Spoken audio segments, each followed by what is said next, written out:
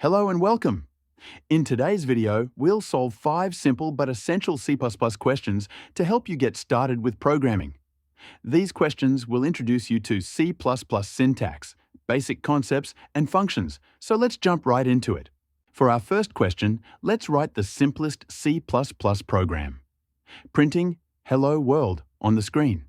This will help us understand basic syntax and the use of the count statement for output. As you can see, the count function is used to display text in C++. The double-angle bracket operator is used to send data to the console, and the endl is used to move to the next line. Simple, right? Now, let's move on to our next question.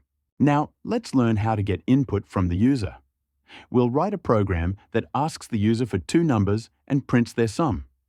Here, we use sin to accept user input. After taking 2 numbers, we calculate their sum and display it using count.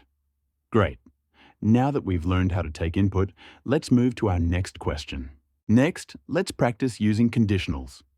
In this question, we will write a program that takes 3 numbers as input and displays the largest one using if-else statements.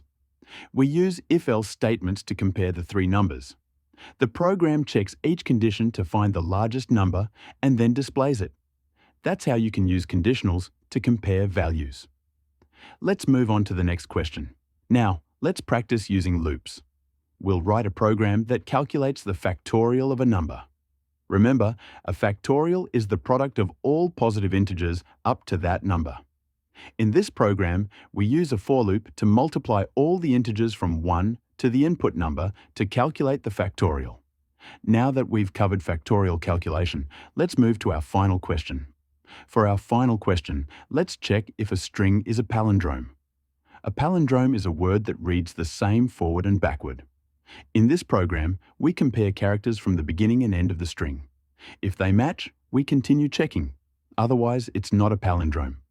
Great job! Now you know how to check for palindromes in C++. That's it for today.